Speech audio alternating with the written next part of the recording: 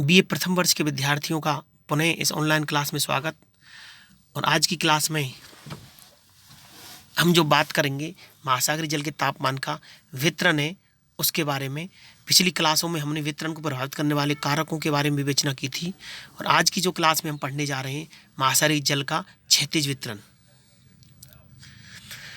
उत्तरी गोलार्ध की अपेक्षा दक्षिणी गोलार्ध में तापमान कम पाया जाता है।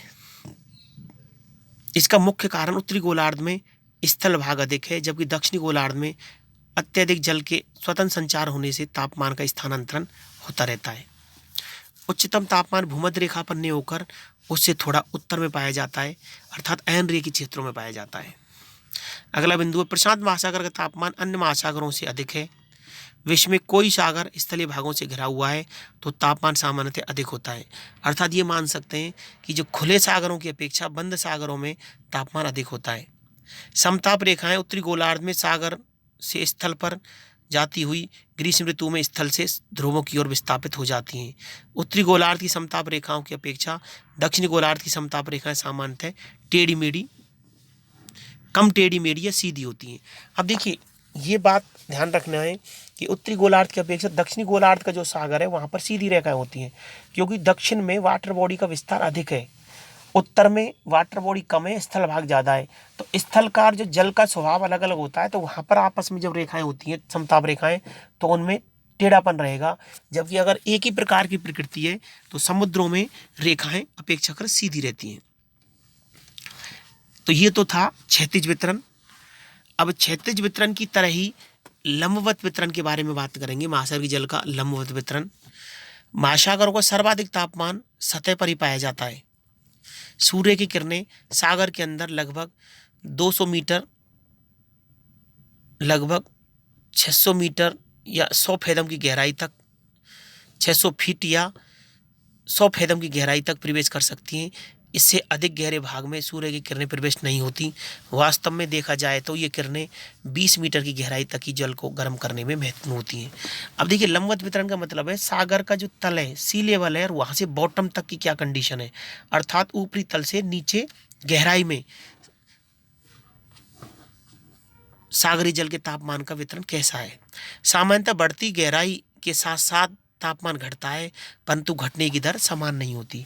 अब जैसे जैसे हम उत्तरी भाग से या ऊपरी भाग से ऊपरी लेयर से सी लेवल से अंदर बॉटम की तरफ बढ़ेंगे तो उसके जो तापमान है वो वहां पर घटता जाता है। भूमध्य रेखा से ध्रुवों की ओर गहराई के साथ तापमान में गिरावट एक समान दर से होती है। यद्यपि महासागरीय सतह का तापमान भूमध्य रेखा से ध्रुवों तक कम होता जाता है परंतु सागर नितल का तापमान भूमध्य रेखा से ध्रुवों तक एक समान रहता है। 4 डिग्री सेंटीग्रेड तापमान पर समुद्री जल का घनत्व सबसे अधिक होता है। भूमध्य रेखा पर गहराई के साथ तापमान में गिरावट तीव्र गति से होती है और ध्रुवों की ओर घटने की दर कम होती है। कि भूमध्य रेखा पर यदि हम ऊपरी भाग का तापमान देखें और वहां से गहराई के साथ साथ जाएंगे तो तापमान के घटने की दर है वो तीव्र होती है। जबकि यही कंडीशन अगर ध्रुवीय क्षेत्रों में ऊपरी लेयर से नीचे अगर यदि हम जाएंगे तो घटने की दर कम होती है।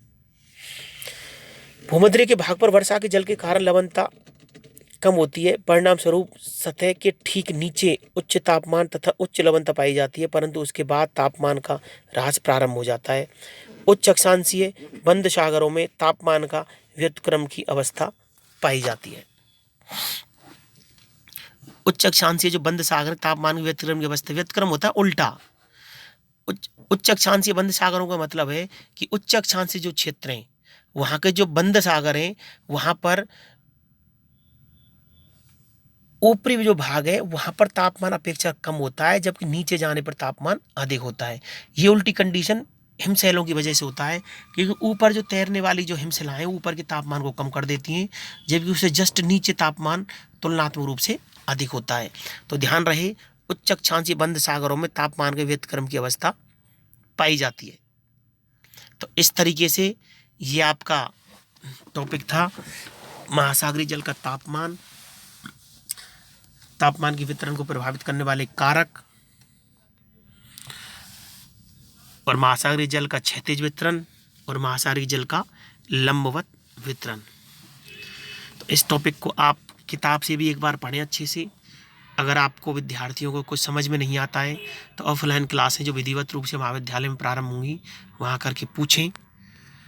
और एक प्रश्न लिखिए आप घर के लिए, निबंधात्मक प्रश्न है, बड़ा प्रश्न है। दोबारा पुनः रिपीट कर रहा हूँ कि भौतिक भूगोल का जो पेपर है उसका जो पाठ्यक्रम है वो 3 यूनिटों में है। यूनिट ए भूआकृति विज्ञान जियोमॉर्फोलॉजी, यूनिट बी जलवायु विज्ञान या क्लाइमेटोलॉजी, और यूनिट सी समुद्र विज्ञान या ओशनोग्राफी। तो यहाँ पर जो आज का टॉपिक है हमने जो पढ़ा है ये भौतिक भूगोल की जो सी यूनिट है पाठ्यक्रम की, ओशनोग्राफी या समुद्र विज्ञान का टॉपिक है। तो इसको आपको करना है। प्रश्न लिखिए, महासागरीय जल के तापमान के वितरण को प्रभावित करने वाले कारकों की व्याख्या करते हुए महासागरीय जल के क्षैतिज एवं लंबवत वितरण को बताइए।